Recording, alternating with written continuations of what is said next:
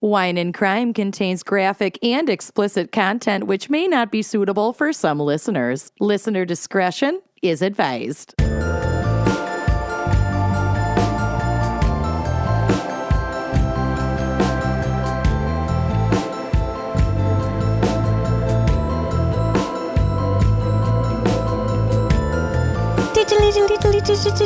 Wine Coven! We have another special announcement. You swooped in and bought all of the tickets to the Gramercy Theater show. That show is sold out. Sold out. Bye-bye. So, we have a second live show in New York City in case you miss your chance at tickets. That's right. We've added a second show. It's going to be at the Bell House in Brooklyn, New York on Sunday, July 9th. That happens to be my mom's birthday. Ooh, She will not be in attendance, but at least I have an excuse. Just for me. She's got better things to do. She's got better things to do, but you don't. So you should be at the Bell House on Sunday, July 9th with us. The show starts at 7:30 p.m. Eastern. Get your tickets now at wineandcrimepodcast.com. Once again, tickets are going really quick, so get yours today. Don't hesitate. It will definitely sell out. We love the Bell House. We're so excited. We will see you on July 9th in Brooklyn. See you then. You are listening to Wine and Crime, the podcast where three friends chug wine, chat true crime, and unleash their worst Minnesotan accents. Oh, I'm excited for our recommended peering today. Oh my gosh. I have a new and exciting wine vocab to teach. Oh. Okay. Well, Like that. first, let's do the topic. And then, Yeah. Well, who are we? first that. I'm Kenyon. I'm Lucy. I'm Amanda, and quick anecdote right out of the gate. Last night we had some friends over to watch the premiere of season 3 of I Think You Should Leave, and if y'all don't watch it, you're crazy. Anyway, No idea what that is. it's a comedy show with Tim Robinson on Netflix, and it's fucking absurd, and I'm obsessed with it. One of the guests that came over is someone that we had not met before, and we were just like chatting about what we do for a living, and I was talking about how I co-host a podcast. And he's like, oh my gosh, that's so weird. Have you ever listened to this podcast called Wine and Crime? And I was like, Are yes. you fucking with me? In fact, no, he wasn't fucking with me. It was actually real. And I was like, that has never happened before. That's amazing. No one has ever recommended our own podcast to me before. It was incredible. That's a good feeling. So shout out to Mikey. Nice. Ooh. I was walking in a parking lot the other day, and there were these two cutie ladies walking in front of me, and they looked back at me, and then they whispered to each other, and then the other one looked back at me, and then I overheard her say, "No, I don't think it's her." And I was like, it's not Gwyneth. I don't think it's Gwyneth. It's me. I didn't know. I'm too scarred from the coffee shop. So I said, I'm scarred from the coffee shop. I So love the either coffee they shop. thought I was someone else and Hilarious. realized I wasn't, or they thought I was me and then thought that I wasn't. But either way, I don't know. But they had You were recognized, baby. maybe, You were recognized. maybe, or they were like, "It's that girl. She farted in the Madewell." It's definitely her. definitely I her. still It's her. smell It's it. definitely her. That is her flavor. So I don't know. Oh God, yeah, Written it's all her. over her face. And It's her. the one who said, "No, I don't think it's her," had a vanity license plate that makes me believe that she is a type 1 diabetic. Love that. What did it say? It said type 1. Ah, that's a sign. It's a type 1 diabetic. Oh my God, I just got an alert I read from between the lines. shopbushbeans.com that my order has been confirmed. I'm still looking at the website. Okay, explain. I don't It know was how we got there. It was a Lucy. targeted ad on my Instagram, the Bush's Baked Beans swag. Merch. It was Yeah. actually specifically the bucket hat. That's just a photo print of baked beans all out over their a bucket merch hat. Is incredible. Their Baked merch Beans slaps. merch slaps. And It really somehow, fucking right before slaps. we hit record, we were checking it out, and I might have gotten all of Amanda's wedding gifts from the Bush's Baked Beans website. Bush's baked beans. In this house, we eat beans. Doormat. Really good. I might get that doormat too. In this house, we eat beans. Actually, it circles back to the Madewell and to the It's all connected, you guys. We planned this. The topic this week brought to you by us because we're having a Gals Pick Summer. We are. It is a hot gal summer. It's always the quiet ones. Oh. Not farts, but it usually is. But those are also deadly. Yeah. More just like, the person you'd least expect. The person that you think is just like sweet and Your quiet. helpful and, neighbor. Yeah. Mm-hmm. And then the truth comes crashing in. All right, Amanda, what is our wine crime pairing for It's Always the Quiet Ones? Well, our pairing this week is the 2022 Just Because Tempranillo and Pinot Grigio blend from Quiet Mind Wines in Australia, mate. Quiet Mind. It actually fits. It really does. And this is a really fucking cool blend that I have never heard of before. I don't think I've ever drank a blended red white No. before. Because that's not what rosé is, people. No. So while I don't have the bottle in front of me, I can indeed order it online, which means most people in the US can also order it online from the winery. So I do encourage that you all go check out quietmindwine.com.au and you can peruse some of their inventory. They do small batch, so they don't have like a ton of different wines available, but it really seems like the ones they do are extremely special and unique, each one. But this one like really jumped out at me. When I saw Tempranillo Pinot Grigio, I was like, the fuck? I'm so curious about this. Yeah. So this is what they say about this particular oddball blend. Quote, just because, as in why not? Whilst this style will evolve over the years, it was born from watching the fruit coming into the winery in a couple of very tight years and deciding that a blend could be created just because that was the fruit we had access to. So they were just getting creative at a time when their yield wasn't super great. They were fucking around. 2022, we played with Tempranillo and Skin Contact Pinot Grigio. So Pinot Grigio that has fermented with more skin contact than the typical Pinot Grigio. As this fruit came in from two different growers this year, we didn't have the ability to do a co-ferment, but did maintain the carbonic style in the Tempranillo, with both varieties undergoing wild fermentation in the tank with 50% carbonic. What is happening? This We'll get feels to like a the science carbonic. class. Yeah, it's wild. So they spent 6 months in old barrels, and I also had no clue what a carbonic system was, so allow me to tell you what Wikipedia said.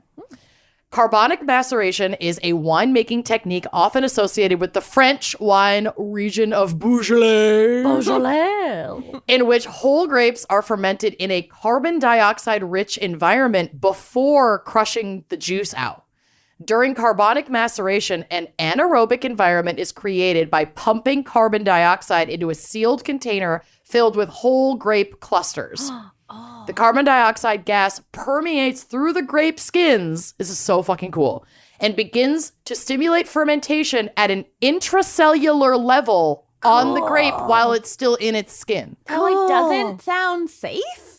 I mean, yeah, it does. Like, It's a really, natural process. it's a natural process of fermentation. Like, you think about fruit that starts to rot on the vine. Like, some of that process is just natural fermentation. It's like how we ended up with alcohol in the first place. and drunk squirrels at one time. Exactly. The entire process takes place inside of each intact berry. Ethanol is produced as a byproduct of this process, but studies have shown that other unique chemical reactions take place that have a distinctive effect on the wine. How cool is that? That's crazy. I love I'm that. obsessed. So this is a fun blend of Tempranillo and Pinot Grigio, which complement each other better than you would ever know. Lots of bright blue and red fruit, a pinch of 5-spice like baking spices and vanilla. That's definitely coming from the Tempranillo. And it has all the hallmarks of a youthful red wine that is super fun to drink with or without food. So it's a 75% Tempranillo, 25% Pinot Grigio blend. Its ABV is 12.7%. So it's like, it's robust, but it's not going to knock you on your ass. And it's a cracker, so you don't even need like special tools to open it. I'm it's like eating the perfect crackers. wine. wow. Yum. So all I'll around. be sipping Spindrift grapefruit bubble water because we started at like 11-ish today and I'm not ready to get hammered. We got stuff to do. I have gardening to do. Yep. I gotta go figure out if I have voles or snakes in my front yard after this. Why not both? I Being hope for both. 35. Slaps you in the ass. Is Yeah. it really an issue if you have voles or snakes in your yard? They're outside. Yeah, it's destroying the grass. There's like a very obvious patch of dead grass in our front yard and then little tunnels. Those aren't snakes then. Snakes make tunnels. Yeah, I've been Googling. It could be either. Okay. All right. Crack. Nice crack. Moving on. Give me some crack. Mama could use some crack right now. Mama's about to crack. Oh my God.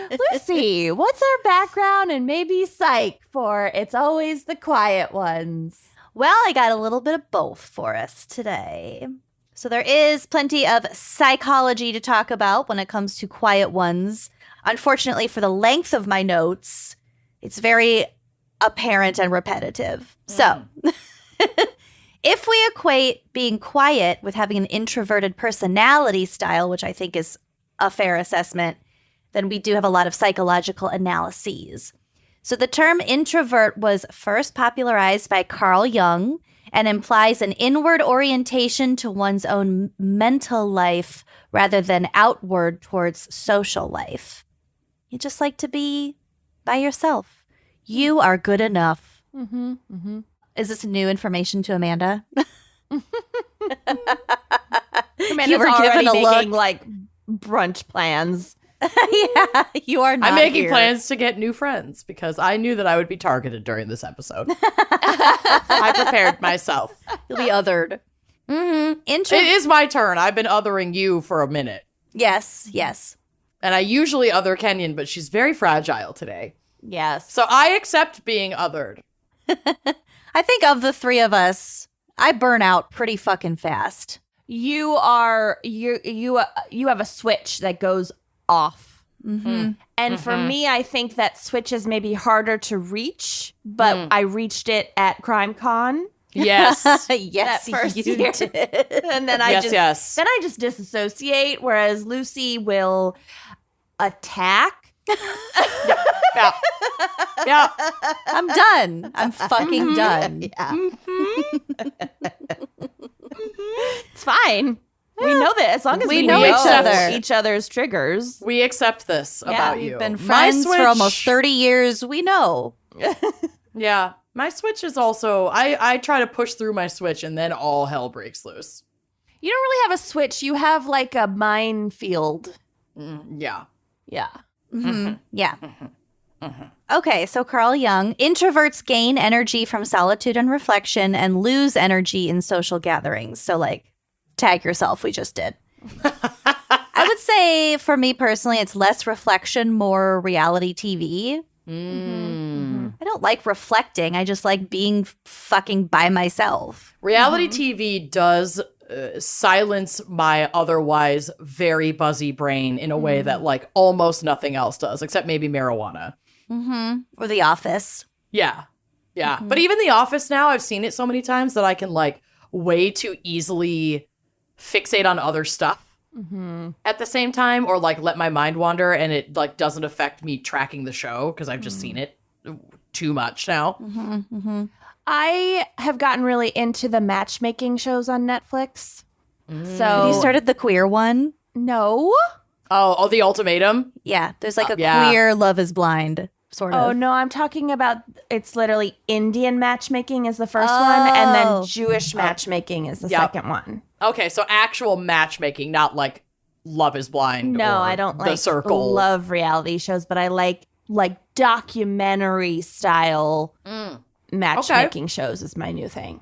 Okay. You kind of are a matchmaker. You like I the try. puppeteering. All of my matches love to have be a puppet ended master. disastrously, and that is for another Yeah. episode. But I do try. It could be an I made unimpressed episode. one temporarily Yeah. successful match. Write it down. Lasted like 4 years and then it also ended. So Yeah. Yeah. I don't dabble anymore. My matchmaking is pretty much just making my sister hook up with people I think are cute, and then Oh, that yeah, ends we did do disastrously. that We too. did We try helped. that. one I've done that a time. bunch. Oops. Well, that didn't end disastrously. No. One of them didn't. Well, there's a handful. We don't know about all the others that she's puppet mastered over the years. Okay. You're so scary. Oh my God. I need to live vicariously. I've been married since I was 20. Yeah. Let me You have this. honey. Good thing your husband's great because, like, that's a long time to be married without a really good 20s slut phase. True. You did well in college, though. I did well. I banked. Yeah. You banked and you spanked. Crammed a lot into a few short years. You really crammed. Proud of you. No regrets. Okay. Introversion is just one end of a continuum on the opposite end of extroversion. Most people are a mix of both called ambiverts, like the vast majority. I mean, also introversion, extroversion, it's all, there's no like specific number. It's not like measurable. No, it's a spectrum, and it's all kind of relative. It's totally relative. So this is from Psychology Today. Introverts do not fear or dislike others, and they are neither shy nor plagued by loneliness. A crowded cocktail party may be torture for introverts, but they enjoy one-on-one engagement in calm environments, which is more suited to the makeup of their nervous system. It's a literal how your body and your brain is built. Okay. Evidence suggests that unlike with extroverts, the brains of introverts do not react strongly to viewing novel human faces. In such situations, they produce less dopamine, which is the neurotransmitter associated with reward. So they literally just don't particularly enjoy meeting new people. Yep. Could care less. I have enough friends. Yeah. Nice to meet you. Already forgot your name. Yep. Bye. Bye. Nice to meet you. Bye. Yep. Even as children, introverts prefer to observe first and act second. So it's not just adult behavior. It's literally something that's built into your brain. Introverts are more responsive to internally generated brain activity, from planning ahead to remembering the past. So they tend to have better memories. They tend to be more creative. There was one interesting part that I read that was like, when confronted with like social conflict, they don't necessarily like perform well because they're not used to performative behavior in front of other people. They need to like take in information and sit on it and process it and then react, Sit on it, Howard. which I think makes sense. They are content with their own thoughts and don't need a steady stream of novelty and emotional arousal to experience pleasure. Quite the opposite, I would say. But I also feel like I can be really extroverted and social when it calls for it. Sure. Yeah, in little bursts and small doses, but also like the one-on-one aspect, like I would much prefer being at a cocktail party, but like having my little corner with people that I already kind of know well. Your corner of intimacy. My intimacy corner where we That- talk yep. shit about You everyone. love the your bow of the intimacy boat corner. at our Which 10-year is class reunion. basically With this Kyle bringing us podcast. shrimp. Yeah, Right? this is your intimacy corner. Yeah. Yeah. And the going like straight to like brass tacks. Like okay, tell me about I don't your want relationship small with your talk. mother. Yeah. I don't want to get to know you. I want the Limited deep, dark capacity tea. for small talk, Yeah. shallow bullshit. Don't like- give a shit about the weather or how Yes. you've been. I won't remember any of it, but like No. talk to me about your trauma. What is Right. the worst Trauma. thing you've ever done? Yeah. Exactly. Who is your favorite? What is your favorite communicable disease? Oh Yeah. my God. That's a good icebreaker. What are the symptoms of syphilis? I hope that Speak episode to has text. aired by the time this airs, or I that'll be think really it has. confusing. I think it will have. But think if it will it hasn't, this will all make sense if in GAC people. Oh my God. We're trying to get ahead, and it makes things a little confusing for our throwbacks. Might be a throw forward. We don't know. Keep you on your toes, bitches. But yeah, I'd prefer to just no front. I will gladly let you know that I'm the fucking weirdo. Yeah. And I'll ask you really bizarre, straightforward questions upon our first meeting. Yep. And if Come you do the can't bullshit. hang, If you can't hang, you can't bang. yeah. Honestly, so much of my extroversion is anxiety. I have social anxiety for sure. So, like, if I'm in a room that I can command and control, I feel much more comfortable. So that's why I like perform. Command and control. Yep. Yep. Yeah. So yeah, I'm fucked up too, y'all. We are all ambiverts.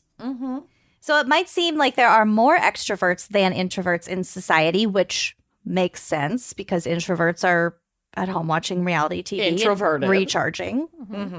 But also consider how American culture values assertiveness and encourages people speaking up. Use your Participation voice. points. Get out there. Yeah. Yeah. I think it makes sense that ambiverts that skew towards introversion feel social pressure to behave more extrovertedly in certain situations, which more or less to just get the job done. Yeah. Or to socialize in the expected manner. Hi, do you like podcasts? Do you like true crime? Do you drink wine? No? That's okay. Okay, bye. Aren't there like coffee shop? There's like it's like some like Northern European thing where you like go, but it's like specifically to go read a book by yourself. There's no socializing expected at all. Scandinavia is very good for introverts. There's a lot built into the culture to help introverts just live their lives peaceably. Hygge.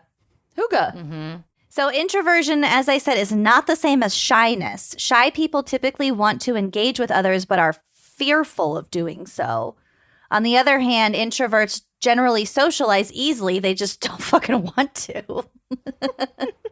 Introversion is also not the same as being antisocial, which is a personality characteristic commonly associated with serial killers. So I think we're all guilty of being like on a Friday night, like I'm just feeling kind of antisocial. Right. Then That's that's not the really same. what you mean. No. You mean non-social. I'm feeling overstimulated and I just want a night to myself is Right. really what that is. Right. Yes, but that is not what antisocial means. Exactly. So the term antisocial is commonly used to describe someone who lacks compassion towards others and has no sense of right and wrong. At an extreme, it can be classified as a personality disorder. Well, when it comes to my case, we can kind of debate if we think my person is antisocial or not. Ooh, I Okay. love that. I love to speculate and diagnose. Antisocial people are often impulsive, which can lead to aggression and violence when they get upset, while introverts tend to withdraw from social situations and internalize their feelings. Friendships-wise, introverts are all about quality over quantity. I have enough friends. Whereas antisocial people might be the opposite because they often can't function within a close relationship because they tend to put themselves first. Oh, so they're always having to move on to the next relationship because they're not nurturing their Correct. regular relationship. My ex, the lone wolf who finally found his wolf pack. Yeah.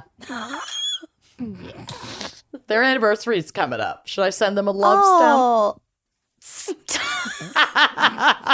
Can't. Hey, who gives a shit? They left it out on the internet They did. for any idiot to find. Oh my God. Well, it Along took with all these of our idiots quite a contact while. It's actually really hard to find, but I did it. You did do it. Nailed it.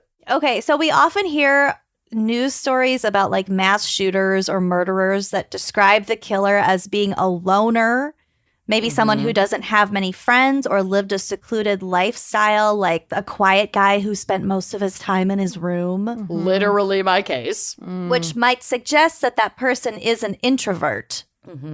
So I found a really good article from Psychology Today again.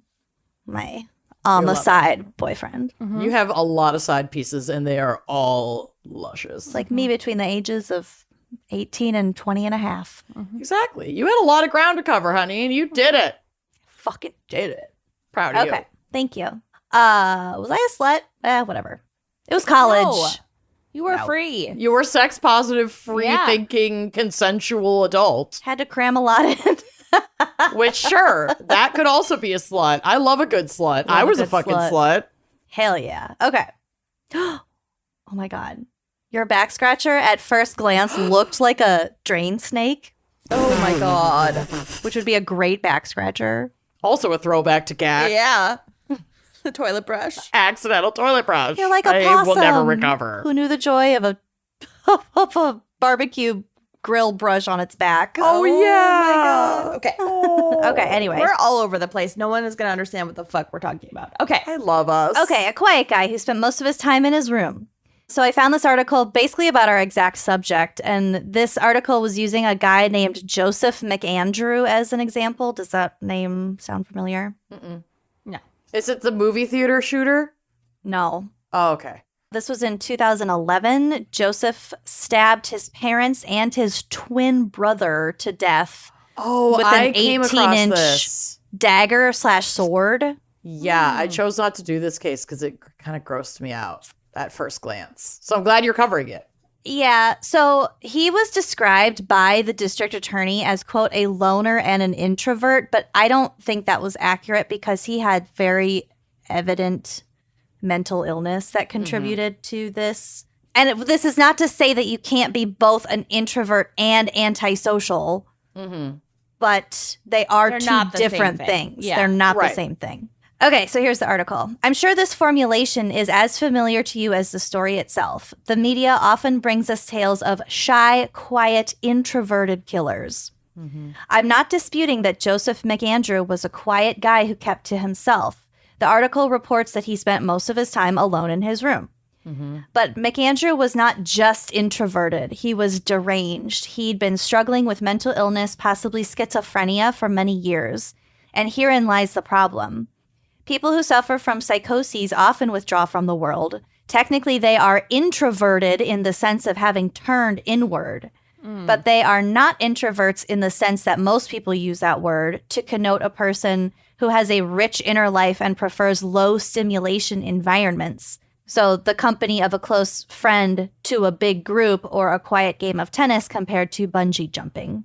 Yeah, really It's very what it different. comes down to is us using this, like society using this terminology incorrectly. Yeah. Correct. And applying it where it really actually doesn't apply. It's like become this blanket term. Well, I when feel like loner has different connotations. skews more towards the antisocial piece. Mm-hmm. I wouldn't necessarily call an introvert a loner. No. I you wouldn't know? call you or I loners. Or Right. Bill. He's Right. much more introverted and he has a very rich social life. He's Right. definitely not a loner. Right. And like I said, being introverted doesn't mean you are lonely. Exactly. Right. He just recharges solo. In fact, studies show that introverted young people are less prone to violence and delinquency than extroverts are. They also smoke less and use fewer drugs. So here's another way to look at the problem. People who suffer from mania tend to be sociable, talkative, and energetic. Hi. And so do narcissists. Hi. Tag yourself. Hi. Hi, honey. Hi, mama. Why not both? You're doing great, mama. Hi. It is also true that a narcissist is more likely to be an extrovert than an introvert, but that does not mean that extroversion equals mania or narcissism. it's just like how shy is not the same thing as introvert. Yes. Narcissist is not the same thing as extrovert. Yes. I just think we need to be aware of how we use these terms, especially when you're trying to apply them to like a psychological analysis of a person. Of course. Yeah. All this is to say it's not always the quiet ones. No. It's definitely become a trope. It's more definitely than a trope. A reality. Yeah. Yeah. I think it is important to kind of draw all these different distinctions and not say one thing when we actually mean another. Good. So that is my segment. Kind of a Cool. little Well shorty for done. today. Thanks. But yeah, I'm I liked excited it. to speculate about Kenyon's person. Yeah. Me too. We'll have some speculation for you in my case as well. So Excellent. you get a nice healthy dose of wild speculation today. Perfect. Love it. Quick word from our sponsors. Yeah. Let's do it. Sometimes people wait until something really bad happens to talk to a therapist, but this is not the way, y'all. No, you don't- don't wait till don't your wait. house is on fire to blow buy out a the candle. hose. Yeah. Buy a hose. I Yeah. don't know. Why I'm not good wait? at metaphors. Good job, Kenyon. You can get a therapist through Talkspace. Therapy can help you so much to shift your perspective, find tools to cope in difficult times, and I'm telling you, difficult times are always coming. So get the tools now, okay? And therapy can just be a guiding light, and getting started is the most important part. So Talkspace makes it super easy and affordable. Yeah, it is so incredibly convenient. They offer virtual sessions with your licensed therapist from the comfort of your home. What could be better? It, like, lives on your phone. Your little therapist lives on your phone. So there's no need to commute to appointments. You don't have to miss time at work or line up childcare in order to attend sessions. You don't have to pass the McDonald's. You don't have to put on pants. Find parking. Yeah, get out of bed. It's mental health care made easy. And Talkspace also lets you send messages to your therapist whenever you want. So you don't have to wait for your next session, like we were saying. Don't wait. Why wait? Don't wait. And then the thing that I love most about those messages is that you can scroll back and like reread their advice. And it's just kind of comforting. It's your little permanent therapist in your pocket. Talkspace is secure and private using the latest end-to-end bank-grade encryption technology. They comply with the latest HIPAA regulations so you can rest easy. You're talking to your therapist. It's all great. You're Exactly. comfortable in your own space, and you're comfortable with the encryption. So as a listener of this podcast, you will get $80 off your first month with Talkspace when you go to Talkspace.com/gals, Gals, to match with a licensed therapist today. Go to Talkspace.com/gals and get $80 off your first month and show your support for the show. That's Talkspace.com/gals and treat your brain. Treat it. It's summer. It's hot. If you're like me, your bedroom's upstairs. Your central air doesn't work that great. Yeah. And sometimes it's worse when you open the windows. Yup. And sometimes it's even worse if your partner is a hot sleeper. What is that about? I don't know. Yeah. It's A nightmare? unreasonable. But the thing that helps me is Brooklinen's sheets because they help me stay cool. They're so soft. They're so comfortable. They're very light. I love the really light ones. Yeah. They have everything you could need. They have tons of options. Yeah. And that is why Brooklinen is the internet's favorite sheets, and also my favorite sheets, all of our favorite sheets. And while there's no such thing as the perfect sleep, there is the ideal fabric for every kind of sleeper, like for a hot sleeper, say. So you can cool off with their crisp classic percale weave, or try their best-selling buttery smooth luxe sateen sheets. I actually have like several different sets of Brooklinen sheets because I'm bougie like that. So I have winter and summer and guest. Yes. And Brooklinen is just the perfect way to build your own indoor oasis. You can escape the heat. My air conditioner has been broken for a while. I am surviving thanks to Brooklinen. And the options are endless, so do yourself a favor of simplifying your shopping by bundling bed, bath, and both. I have the sheets, I have the towels, I have the robe, I have the loungewear, I have The candle. The sleep the mask. candle, the sleep mask, all of it, Brooklinen. And you can save time and up to 25% when bundling your new favorite home essentials. So shop in-store or online at brooklinen.com today and give yourself the cooling sleep you deserve this summer. Use promo code GALS for $20 off your online purchase of $100 or more, plus free shipping on brooklinen.com. That's BROOKLINEN.com and use promo code GALS for $20 off, plus free shipping, and treat your sheets. Trade them. So, my case. No. Couple preface things. Okay. One is that the names of the family members are different in different sources online. Got it. Oh. which is really annoying. Not confusing at all. So I don't know confusing. What you mean? It's so fucking confusing. And also the names are kind of similar to each other because they're like all family names. Okay. So it's a little bit hard to keep track. And some sources also don't even use the names. They just go by like the relationships. Uh-huh. Whatever. I am going Did by... you have to make a whole graph? There's a chart. Oh, Did you make I it? love that you did a chart. Yes. Oh my God. And I'm going with the names highlighted. Okay. God bless Great. you. But if This is you brilliant. are like reading about this case and you're like, well, can you get it wrong? And the da-da-da's name is Then this. fuck you. Just fuck You're you, in the man. other column. Yeah. Suck it. You're just in the other column, and We I fucking I know. looked really hard. Yeah. Yeah. Janie Lou Gibbs, née Hickox, Oh. was born on Christmas Day, 1932, in Cordelia, Georgia. Cripma day. Okay. Don't worry about it. It's a theater thing. It's fine. You It's a wouldn't theater understand. thing. Oh God. It's for us theater girlies. It's for us theater extroverts.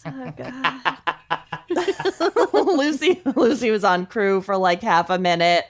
Amanda You did and a I show did with crew. me. We did costumes for guys and dolls, and we caused a ruckus. It was just so I could hang out in the boys' dressing room. 1000% until Blick Bailey got us banned.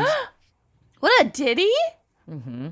Yeah, he did. He was jealous had- of all the attention we were getting. 1000%. Suck it, Blick. Then I officiated your wedding, so it turned out fine. But And whatever. now he's one of our closest friends.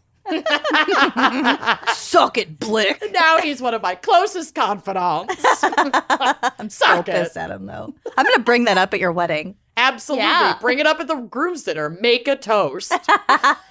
Cheers Insist. to everyone except for Blick. Who got us kicked out of the dressing room. If you insist on making a toast just to harass Blick Bailey, I will hand over the mic willingly. I'm in.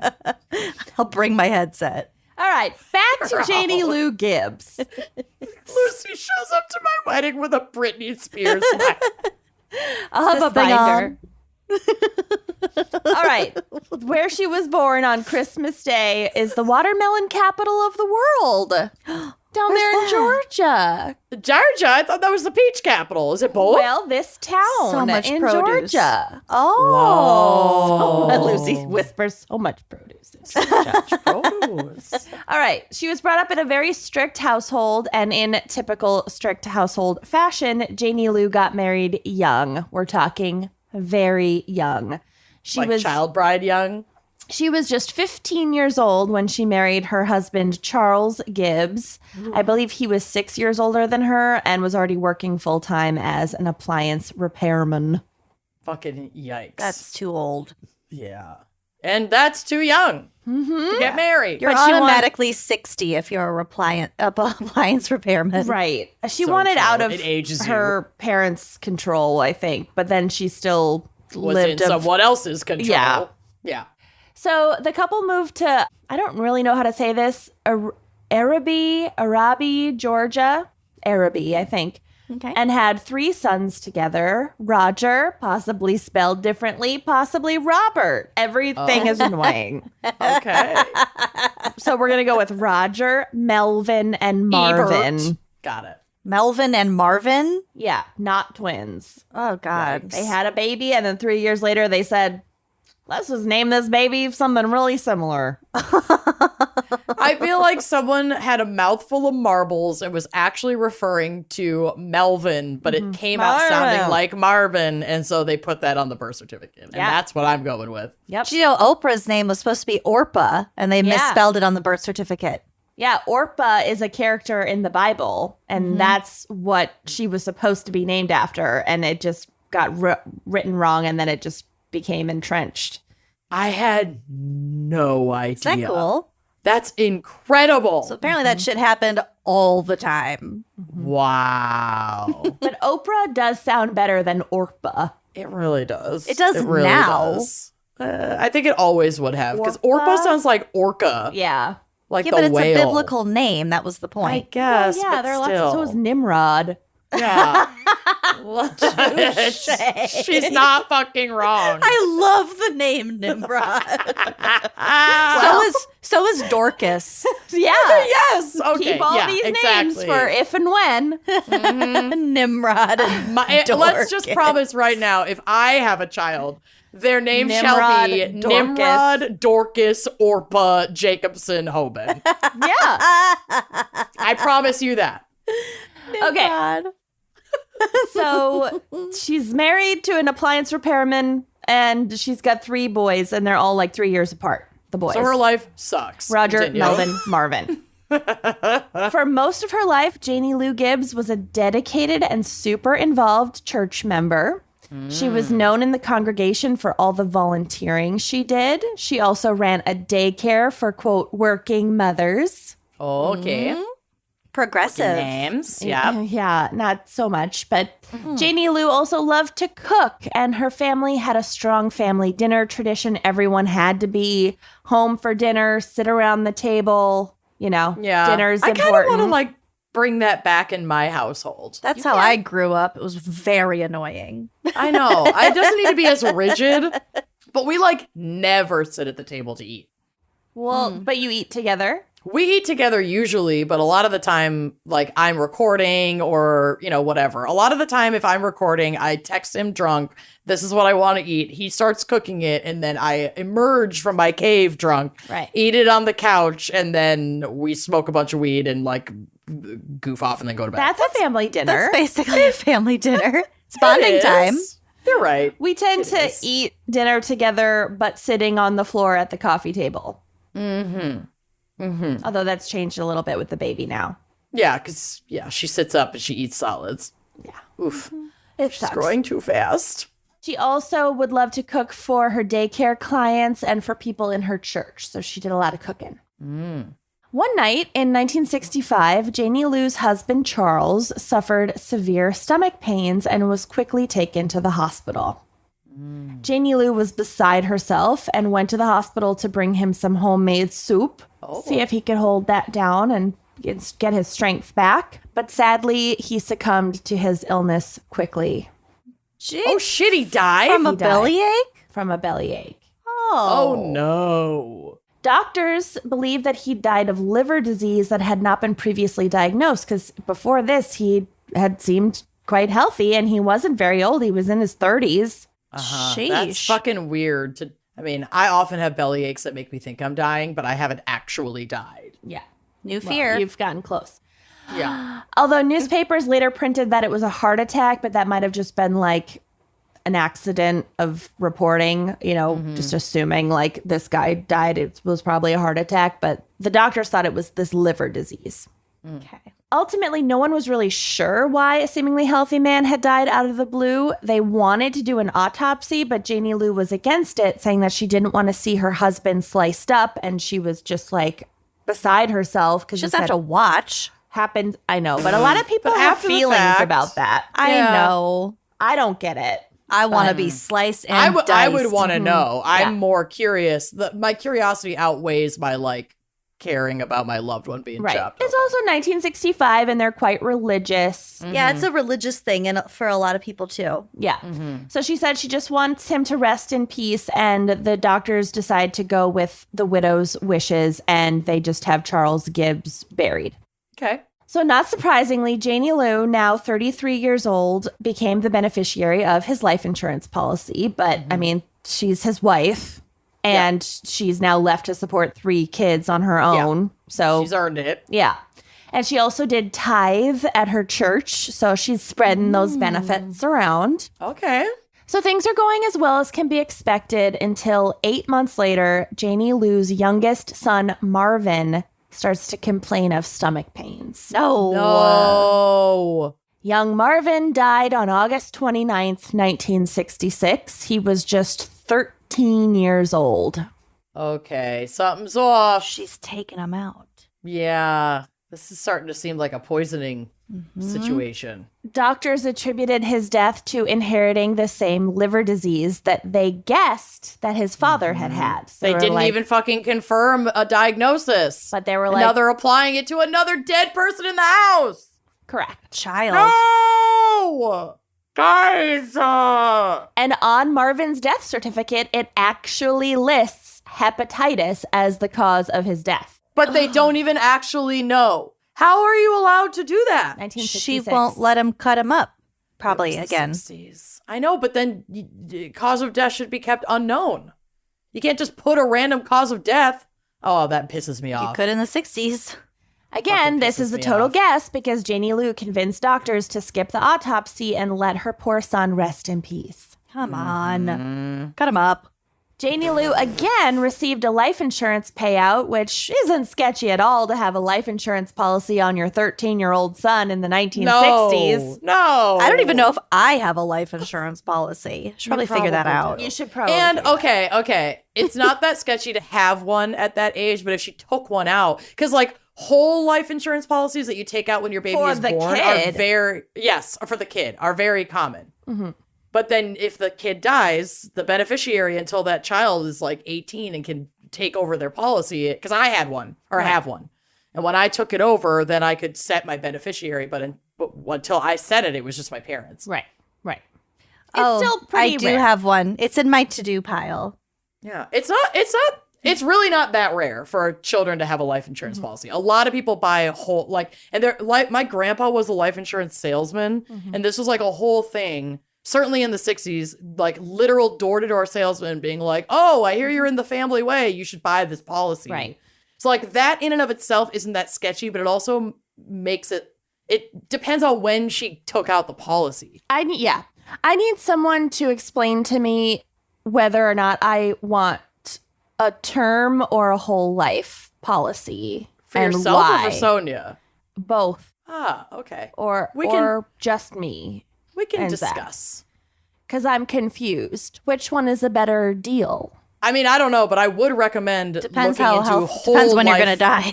Well, and also now you wouldn't, at 35, you probably wouldn't want a whole life insurance policy because you've missed out on 35 years of contributing to it. If Right. you take one out for your baby, like if she needs to borrow against it for any Right. reason, she can do that. When like for college, things like that, like that makes sense. But for you, I think it's probably too late. You probably would want if you get a term life insurance for 30 years, what happens if I get one now and then I'm 65 and then it's ending? Then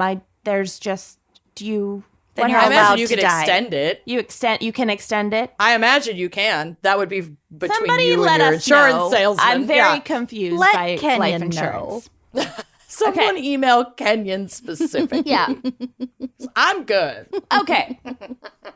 I have enough on my plate. I don't want this shit too. It's been on my plate since I was pregnant to get this in place. Anyway, Well, on the air is the perfect time to make I that love figure it. it out. Let's hash it out. We're helping people. She said her case today was short. You knew she would have to pad it. Yes. Okay. She warned us. So it's fine because she gets a life insurance policy and she again donates to the church. Mm-hmm. So now it is 1967, and wouldn't you know it, the same darn thing happens again. Ugh. This time, Janie Lou's middle son, Melvin, reports stomach aches, cramping, and headaches. And then very suddenly, Melvin dies on January 23rd, 1967. Are they Oh dropping? my Are they dropping God. in birth order, or was the Reverse. first son? Okay. Oh, It's youngest, she's going oldest middle. to Husband, youngest, middle so far. Wow. Okay. So doctors this time guessed that the 16-year-old had a rare muscular disorder and was buried without an autopsy. Good God. Janie Lou again got a life insurance policy and gave some of the money to her church. So really, the church is cleaning up in all of this. Yeah. They're complicit. Yeah. And they're getting free cooking and free daycare. So all the poor woman has left now is her eldest son, maybe named Roger, who at 19 has just become a father to a baby boy named fucking Ronnie. Oh my God. Ish. So Janie Lou is seen walking around town with her new grandson, beaming with joy, and everyone in the community is so happy for her to finally Don't become let her a near that grandma. grandkid. No. After after everything this poor woman has gone through from the watermelon capital of the world. No, this is gonna go. All that This is gonna produce. get dark. She's gonna fuck around with that baby. I'm not. Cool. She's so happy. No. What do you mean? She's so happy. She No. loves her grandbaby. No, she gonna kill her grandbaby. She loves that little grandbaby boy, Ronnie. I can smell it. Ronnie, you're smell the Ricky, you're death. Robert. Or The Roger. impending death. People reported she would say things like, "Why does this always happen to me?" No, anyone who ever says anything like that is guilty. But losing her husband and two of her sons all within the same year, basically, is just chalked up to an unbelievable stroke of bad luck. She still has the complete trust of the town that she lives in. Everyone talked about how kind and courageous she is, and sometimes bad things happen to good people, and God works in mysterious ways. Good Lord. Okay. She still has dozens of children coming to her in her daycare that she runs. And they're all alive. For now.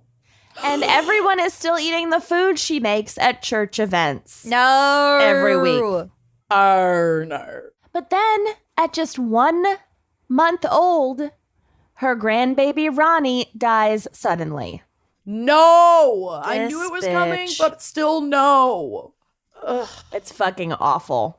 His family is fucking devastated, and Ronnie's mother demands an autopsy. Good for her. But doctors told her that due to his family's history of sudden death, there was, quote, no point in doing one.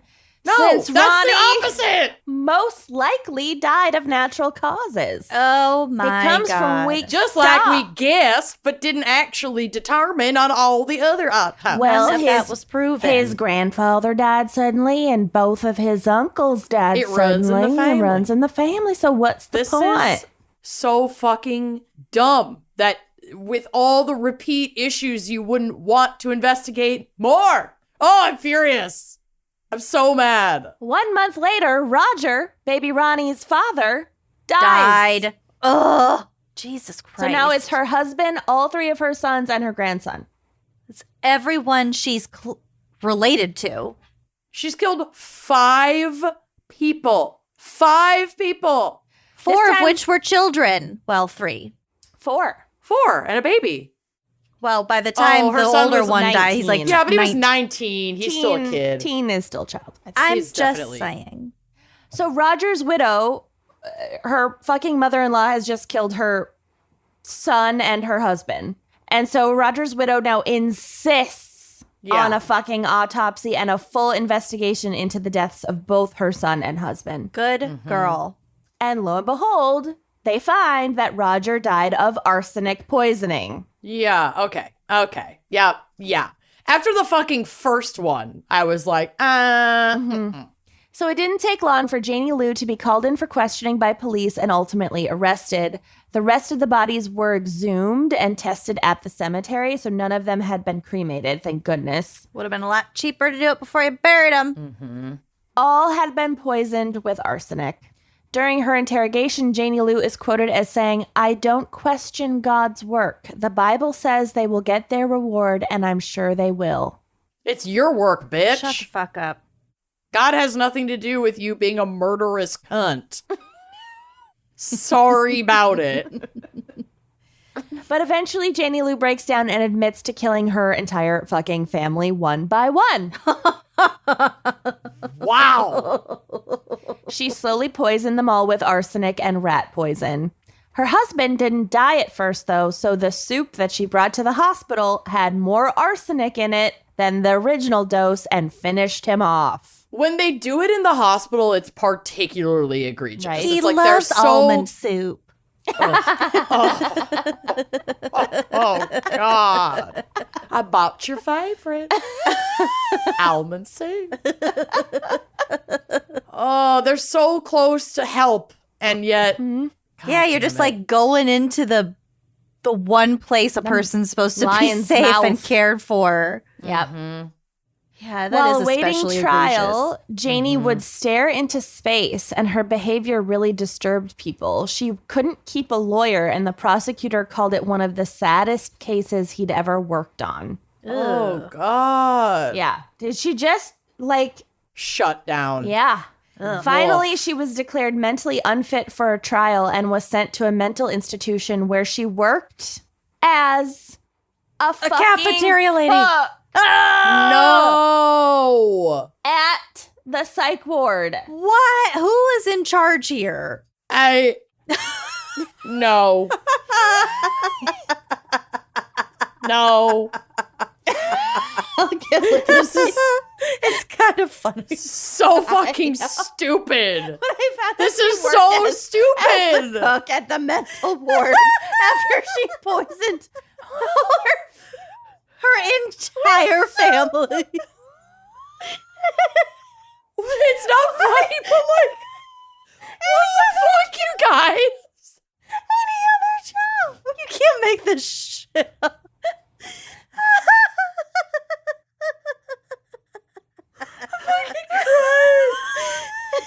It's so bad. What? It's so stupid. I mean, apparently it went well as far as we know. We're gonna skip those No, autopsies, well. and you know what? We know she loves to cook. She loves to cook. She loves to cook.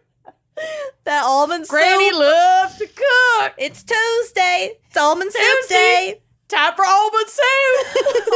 All the patients are Almond real soup quiet after Janie Lou's cooking.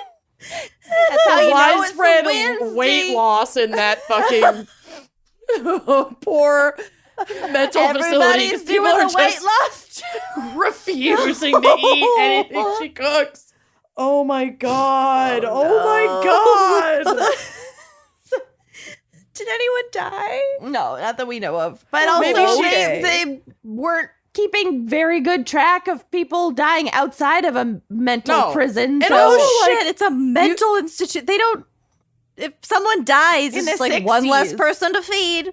yeah, to be Uh, poisoned. But also, And, she like- probably would have had access to arsenic in there. But still, No, but I was Probably. literally just gonna say, like, if she's Blood killer. I'm speculating, but if Rat she's like poison. managing that kitchen for the Yeah. most part, they would have pest control stuff in there. Oh no! So she probably could get access to like rat poison, or at least Possible. would know where it's kept, even if she's not technically supposed to fuck around with it. Yeah. No. I mean, as far as we know, she didn't. But Jesus, That's a miracle. Fucking Christ! so this sentence of her being mentally unfit for trial didn't sit right with the community, and many people.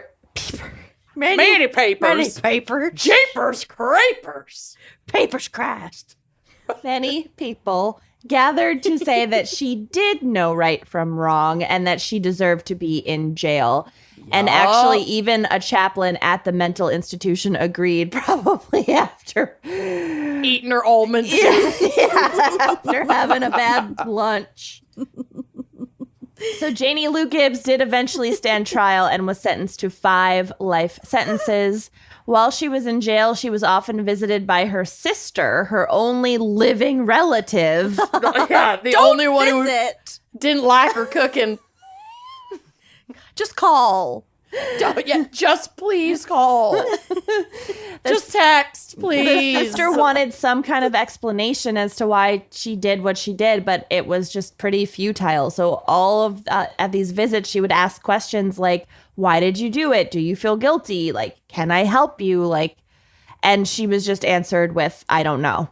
Like, she just never ever gave an explanation. No real motive. I mean, like money, sure, but that it's not enough. even. But she gave it half of it away, probably. Right, exactly. Yeah. Because she's supporting the church. Tithing's It's supposed so to be weird. I think it's supposed to be 10%.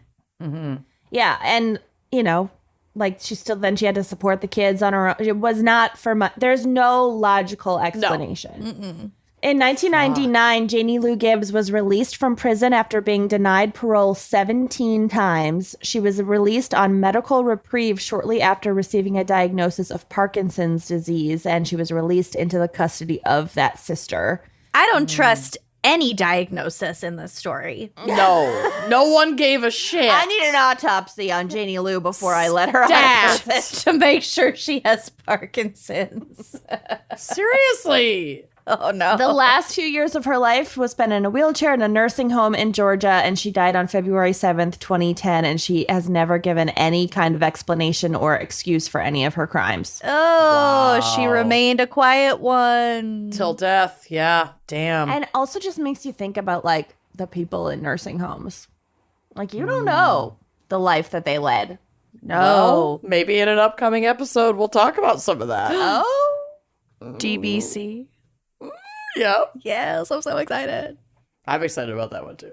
Anyway, so that's my case. It was short and kind of, like, obvious, but still just weird. Really was fucking perfect. creepy. She became a cook. She became a cook. I know, there are I, photos. hated it and loved it so much simultaneously. There are Yeah. photos on the drive, and, like, decades in prison will, like, do a number on you. Whoa, girl. No way. That's a transformation. Yoinks. Also, look at the black and white photo.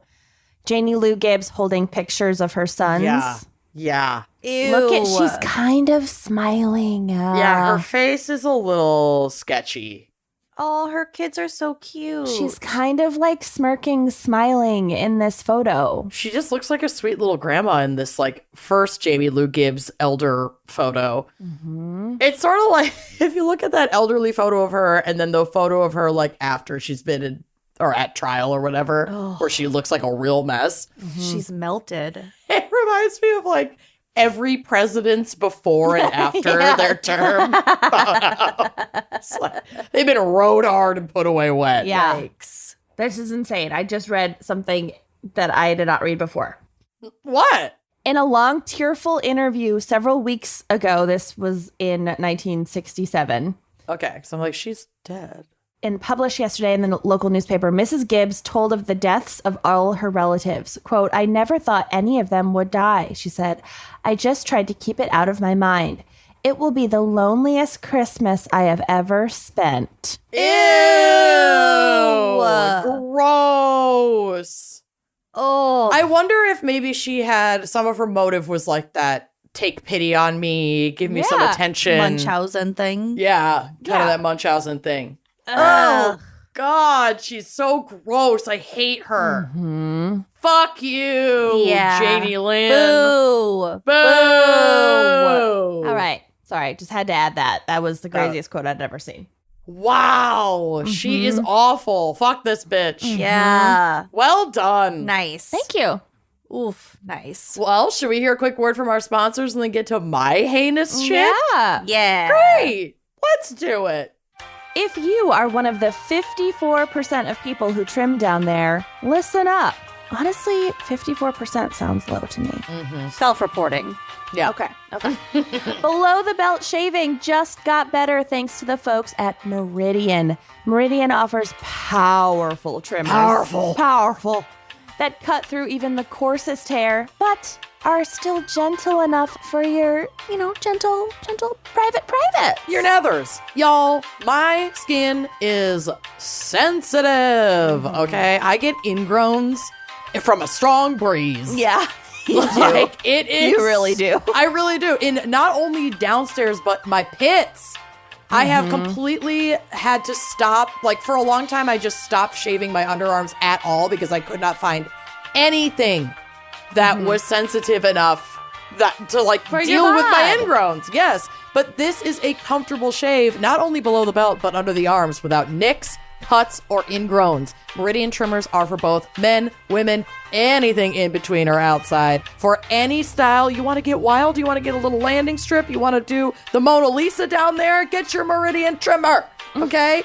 Or if you prefer totally bare, you want that buzz. I'm a buzz girl. I like it high and tight. Or just to rein in the bush, but keep the bush. Like, there's no wrong way to do it, This is a high quality waterproof trimmer, so your shower time just got so easy. And it's fitted with a 6,000 RPM motor, safe ceramic blades, and an anti-nick shaving guard. But don't just take it from us. Meridian also has over 1,000 5-star reviews, so check those out too. We've partnered with Meridian Grooming to grant you an extra 15% off your order using the coupon code GALS.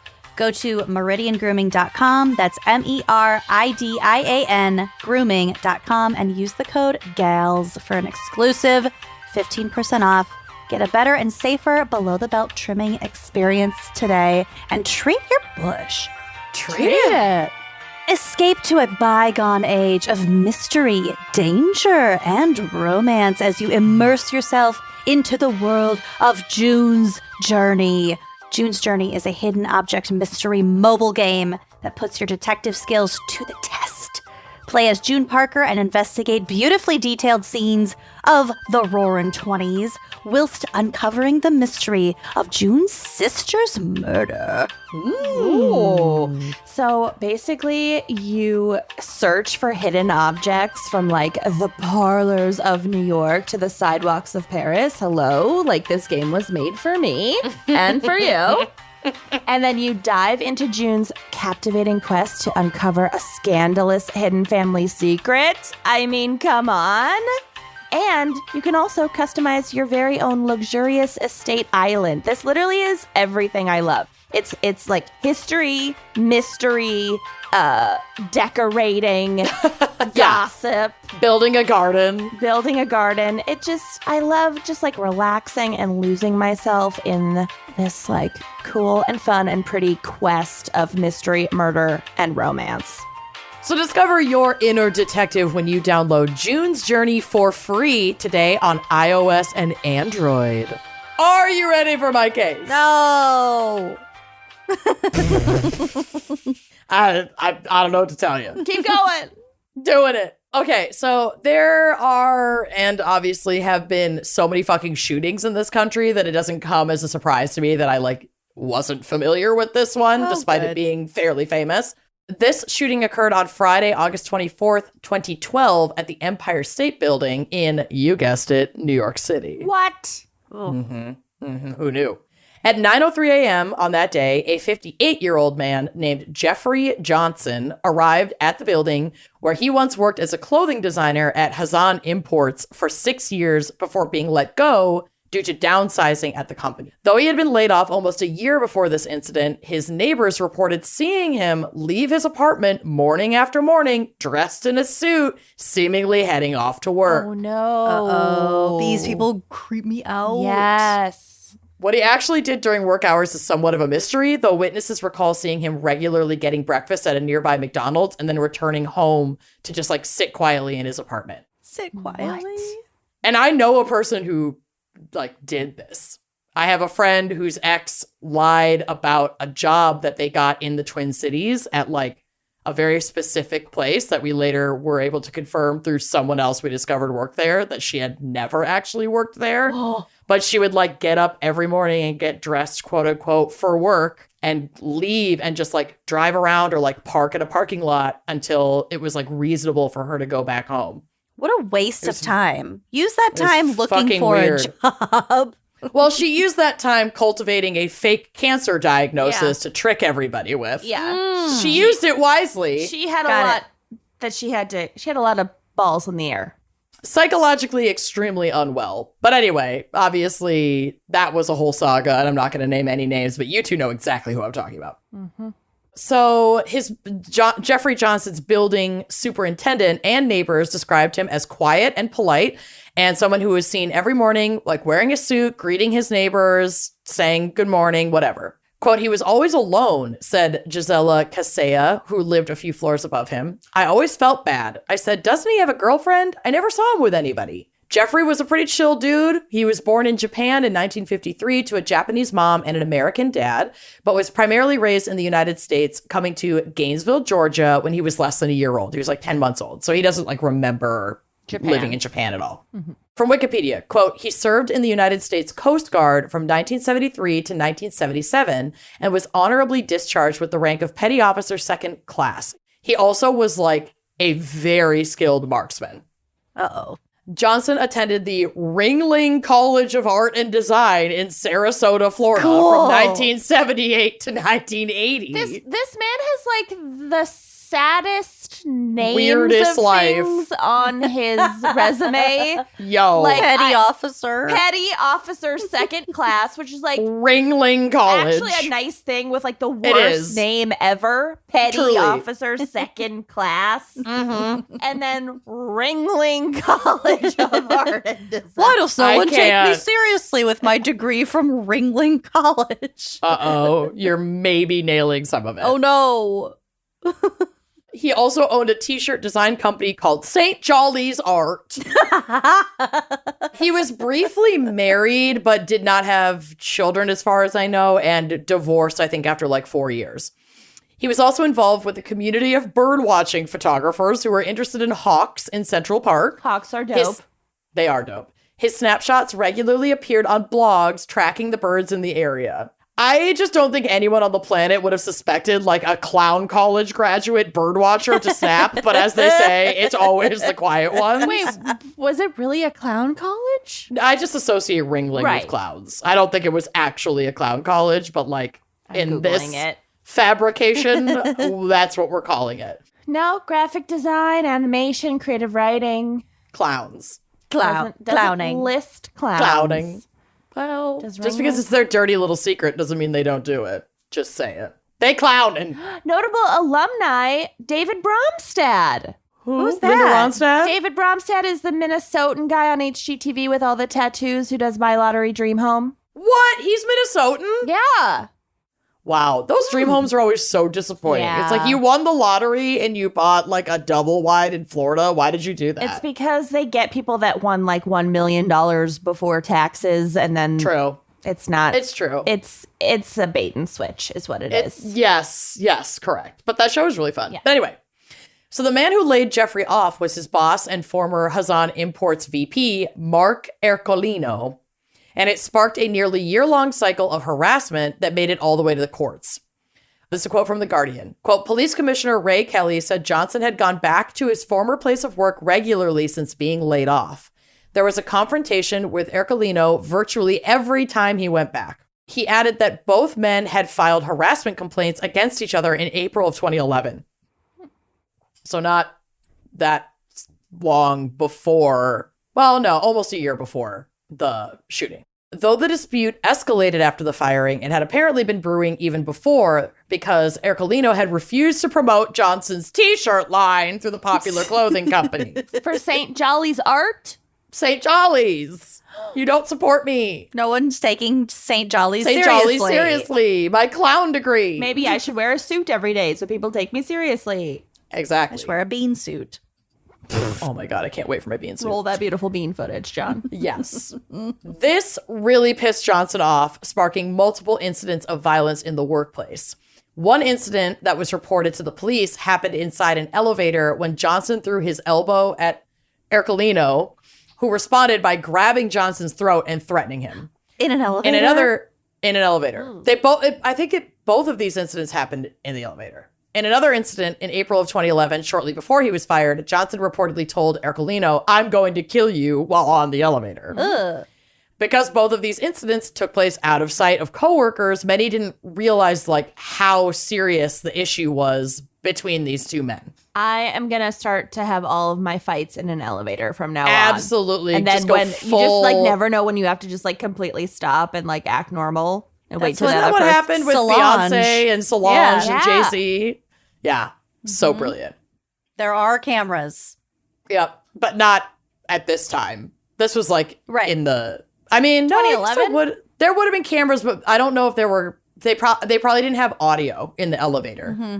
So I think that the footage was probably used in the complaints that were filed, but it would be like impossible to know what was said. to know what they were saying and to corroborate like the death threats, so that they probably couldn't be as the charges or whatever complaint couldn't be as serious as it probably should have been, and no witnesses were there to hear it. So, but things went very public and very deadly when that fateful morning, wearing an olive green suit, carrying a briefcase, Jeffrey Johnson once again left his apartment dressed for a job he hadn't held in a year. Oh my God. He timed his arrival at the Empire State Building's Fifth Avenue entrance so that he could intercept his former boss, Mark Ercolino. He kept his presence hidden, squatting behind a parked van so that Ercolino couldn't see him waiting there. Ugh. Once he got eyes on him, he emerged from behind the van, pulled his .45 caliber semi-automatic handgun from his suit coat pocket, pointed the gun directly at Ercolino's head, and fired 2 shots, hitting him once in the face and once in the chest. Oh my God. Just in the middle of the street. Middle of the street. Like rush hour. Bustling In front of the rush Empire hour. State Building. Oh, he didn't care who saw that. Well, he didn't care who saw, and we'll get to it. It gets crazy. Mark Ercolino was dead before he hit the ground. And once the victim fell to the ground, Johnson stood over him and fired at him 4 more times. Oh my God. As panic ensued on the bustling street, Johnson quietly packed his handgun away in his briefcase and started to make his way east on 33rd Street, where he was followed by a construction worker who'd witnessed the entire incident and police who were already stationed at the entrance of the Empire State Building as part of their regular shift. It's a This very is post brave 9/11. construction worker. Yeah, for real. The construction worker didn't have to, like, I don't think ever confronted or interacted with him, No, but wanted to keep know tabs on him so he didn't just exactly. disappear. Precisely. He was following him from a distance so that he could let police know where he was headed. I'd like to think I would do that. If I I did, probably wouldn't. if I didn't have to interact with him, just keep eyes on him. I think I'd there's- just be crawling under a car Yeah. and hoping I don't die. right. When confronted by the 2 officers, Johnson raised his weapon but didn't fire. The officers fired with a total of 16 rounds, killing Johnson. And in the process of opening fire on Johnson, the officers hit 9 bystanders who were out on the street, Jesus Christ. all of whom needed medical intervention, but thank God weren't killed. A couple spent like the night or 2 in the hospital. Oh my God. So most of their Yep. rounds hit innocent bystanders. Correct. Wow. This is a quote from ABC News. Johnson had 2 live rounds in his .45 caliber semi-automatic pistol when he was shot, police said. They initially believed the gun had misfired. However, Commissioner Raymond Kelly said investigators have examined the weapon and concluded that Johnson did not try to fire on police. Bystanders caught in between the gunman and a spray of bullets were injured by a combination of ricochets and bullet fragments. Witness George King told ABC News he watched several people around him get struck by bullets. Quote, I heard multiple gunshots, I'd say about 12 of them. I thought they were firecrackers at first. I didn't know what was going on. Everyone started running for cover along with me. The girl that was running next to me fell down to the pavement, and when I looked at her, I could see that she had been hit in the leg. She was bleeding from the leg. oh my God. Yep. I noticed about You 5 can't people who just- had been... I mean, I understand, like, he had shot people. He was he unpredictable. shot someone and in a targeted attack, and he raised his gun to police, Right. so I, like, get that they shot him, but they just... They all Yeah. shot and kept When- shooting. yeah, like, you're trained... right. It's not. It's that's not so how it's supposed to work. stupid. It's fucking stupid. Creating they could have more killed a damage lot of than people. you're preventing. Yeah. I noticed about 5 people who had been struck on the sidewalk or the street, he said. The officers were placed on administrative duty while a standard shooting review was conducted, and I don't have any info on whether they were actually punished for their Wild West response, but I can imagine the answer is nah. Looking back on Jeffrey's life, folks couldn't understand what led Jeffrey Johnson to this point. And really the rest of this is from this really heartbreaking piece from the New York Times where they interviewed his mother, who didn't give her name. She and her husband, his dad, were still alive at the time of this interview, but they had not seen their son in like a couple decades. And they still lived in Georgia, and they like didn't even want to give their first names or where in Georgia they lived for their own Maybe privacy. it was the watermelon capital of the world. Probably. Maybe. Alibi Maybe. or whatever it was called. So in this interview, she's reflecting on her son's life and like her reactions to this. And this is kind of where some of the speculation of like why this might have happened comes in. So from the New York Times, it says, quote, she learned of her son's involvement the same way that most had. On Friday morning, she and her husband were watching the news on television. The couple heard the name Jeffrey Johnson and caught the words Hazan Imports, the business on West 33rd Street where their 58-year-old son had designed women's t-shirts. Right away, they knew, she said. I know there are a lot of Jeffrey Johnsons in the world and a lot of Jeffrey Johnsons in New York City, but when they said the company he used to work for, I went to pieces. Yeah. I don't blame police in New York for shooting my son because he killed somebody, but for me, he hasn't changed. He's still the kind-hearted, caring person who loved all kinds of animals, and I'm sure he loved us. she said through sobs. This poor woman. Yeah. You know, a mother always tries to look for the best in you. Miss Johnson believes that her son wanted the officers to kill him. Quote, I believe that he turned and pointed the gun at them to make sure that they would shoot him and that he would die, she said. And that he never intended to shoot them. Suicide by cop. Yeah. Racking her memory for any kind of sign of what was to come, she recalled an incident when Jeffrey was only 11 years old and he had been hit by a car while outside playing and was nearly killed. In the accident, he suffered serious head trauma, putting him in a coma for 5 agonizing days, and she and her husband were told by doctors to prepare for him not to make it. Shit. I know. I can't, that's horrific. I can't even imagine being a parent and just waiting and hoping. She wondered if this eventually caused him to snap, though she isn't confident his behavior changed much in the aftermath of the accident. Quote, the doctors told me once that they would be very surprised if he didn't have any after effects, she said, but he seemed to recover all the way. He was not acting funny, but when you get older, your body, especially if you're injured, will kind of deteriorate. So I don't know. So did they do an autopsy and look for signs of CTE or not? No, I don't believe so. Yeah. No autopsies in this episode. Yeah. Yeah. If they did, that was not reported on in any of the multiple Literature. articles that I read. Yeah. So do we know why he didn't have a relationship with his parents for so long? Yep. Oh. I mean, sort of. We'll cover some of that. Okay. She added, this may be some kind of excuse. I don't understand what snapped in him to do what he did. Mm-hmm. She also recalled how deeply troubled he was by the loss of his cat, Romeo, who died in his arms, wrapped in Jeffrey's best and favorite Fenty suit jacket. Or Fendi suit jacket. Excuse me. He had written to his mother after Romeo's passing saying, quote, I am astonished by how much I miss him. He just filled every room in the apartment. Nothing seems special without him around. It embarrasses me that I feel this way. Life is bigger than one cat or me or you, but I can't shake the feeling that life has been diminished tenfold by Romeo's parting. Oh. Don't worry, the letter ended. I am all right, Jeffrey. Oh. Clearly you're fucking not, Jeffrey. No, and it's okay to mourn the loss of a pet. Of course it is. Especially a cat that died in your arms, in your favorite jacket. I mean, yes, the cat was also euthanized, so that was a planned, one of my dogs died in my arms too, but it's because the vet lets you hold them. But yeah, it's not, it wasn't sudden.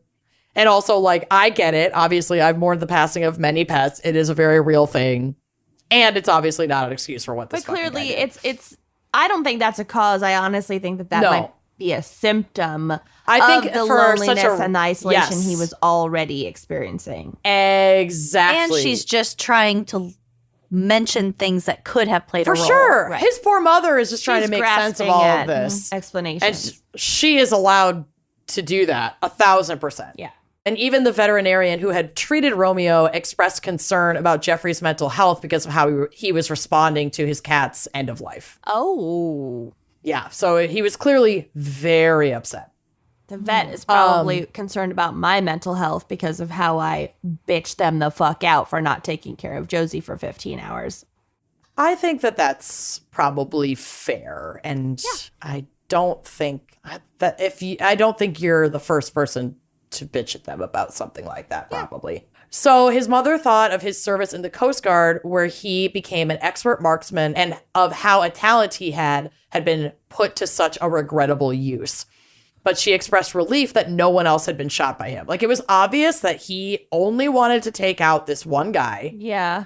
And that's what he did. Not to excuse it at all. Not to excuse it. It's only a silver lining that it wasn't a mass shooting until the fucking police officers narrows down fire. the motivation. Vegas exactly. Situation. It was a clear motive. He had it out for this specific person. And he was not trying to take down anybody else. That's the only thing. Was he ever deployed? Was he ever in active? Had he ever killed anyone else? Is what I'm getting. I don't believe so. He was in the Coast Guard. Yeah, he was in the Coast Guard, and we'll kind of get to that. So, though she had not seen him for 22 years, he had not returned home to Georgia since 1990, and I don't think his parents had any interest in going to New York. I don't think they really liked the big city. Mm-hmm.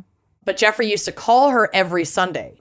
He rarely spoke about his work and never told her that he had been laid off. Instead, he told her that he quit because he didn't get along with a coworker. So mother and son actually had a bit of a falling out around this conversation because his mom asked him if he needed money and wondered how he could afford to live in New York City without a job. Mm-hmm. And also she's Japanese, and it's like very much in Asian culture that your children provide for and care for your parents as they age. And not the other way around. And he is also half Japanese and obviously was raised at least 50% within Japanese culture. And so this like really hurt him right in the ego. And other than like a courtesy call on her birthday, he stopped his Sunday calls and like wasn't talking to them Because for she like dared offer to help him. for months and months. Yep. Quote, that just made him very angry, she recalled. He said, Mama, by right, I ought to be building a house for you. That's what the firstborn should do. He always had a self-guilt that he didn't take care of his parents the way he wanted to. So at the end of the day, there's no way to know exactly what caused him to snap, though I do have my theories. Like I mentioned before, he was briefly married, but I think there is actually a possibility that he was gay and that he repressed his true self and went like deep into patriotism, part of why he signed up for the Coast Guard. And he was like deeply affected by 9/11 and wanted to re-enlist, but was told that he was too old. So then he throws himself into his like one remaining passion, his art. And then he's fired, which His further jolly isolates his jolly tease. So that further isolates an already pretty like antisocial, I guess I might not be using that term, introverted person. And then blamed like all of the shortcomings of his life on his former boss and just like fixated until he lost it. And that like, if I can take this person out, then it'll all be over. Yeah. You know, see that. That's my theory. I think there definitely were other issues a brewing 1,000%. for a long time. Could have easily been a TBI from the car accident that just It could have been. exacerbated all of this. Do we know why he? I mean, he was fired. He was laid off, but it sounds like that wasn't personal necessarily. He was convinced that it was personal because of existing issues with his boss.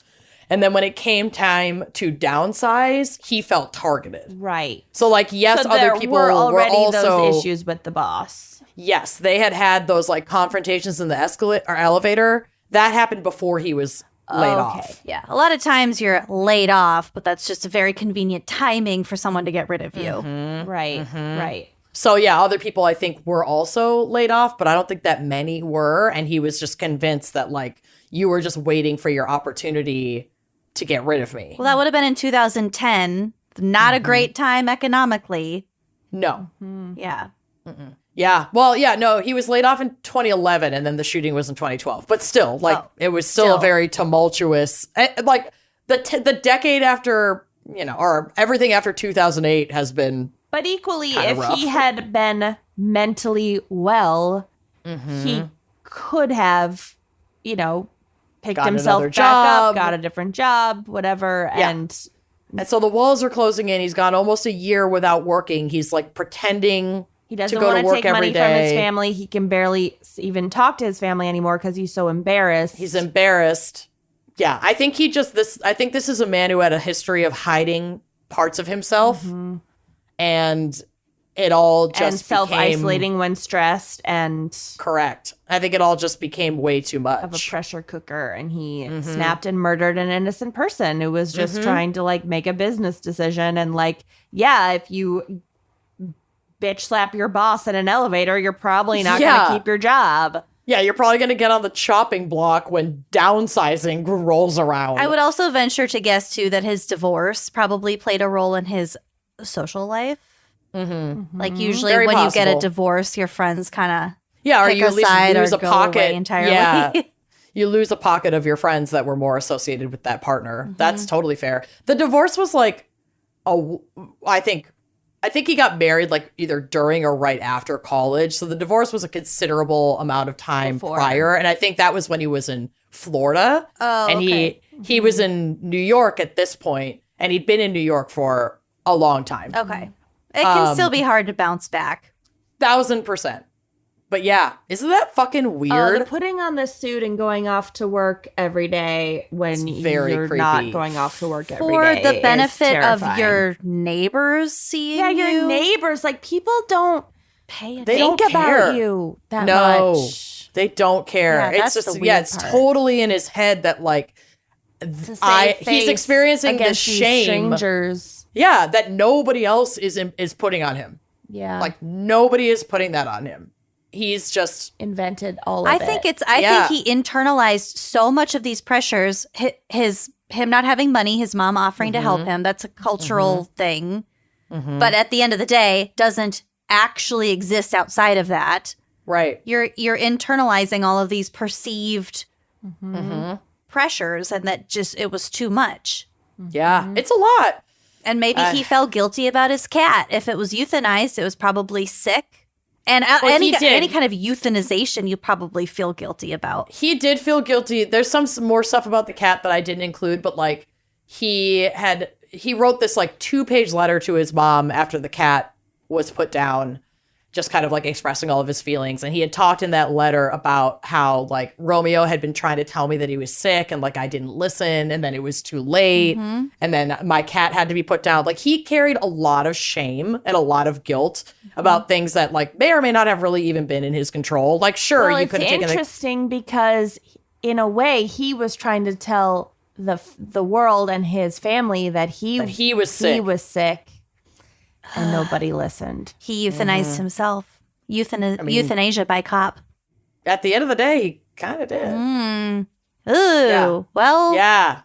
we dissected the fuck out of that one. We really Wow. did. Careful about your relationship with your cat, Lucy. I don't want you to go completely off the deep end when Where'd they go? one of them. Oh God. Go cuddle your Go cats. check on your cats. I gotta go. Okay. Well, it's always the quiet ones. That means it's Ghostface and definitely not Ray. It's definitely Ghostface. She's the murderer of the household for sure. Oh, God. All right. I have to I go. love her. Thanks for listening. We'll see you next week. Bye-bye. Thanks for listening to Wine and Crime. Our cover art is by Kala Yip. Music by Phil Young and Corey Wendell. Editing by Jonathan Camp. Check out our website and blog at wineandcrimepodcast.com. You can also follow us on Facebook, Twitter, and Instagram at Wine and Crime Pod. If you have questions, answers, or recommendations to share, email us at wineandcrimepodcast@gmail.com. Episodes are available on Apple Podcasts, Stitcher, Google Play, basically wherever you get your favorite podcasts. And if you like the show, please rate, review, and subscribe on Apple Podcasts. It is the best way to spread the word. If you'd like to show your support, visit our Patreon page to keep this podcast and the wine flowing. Cheers.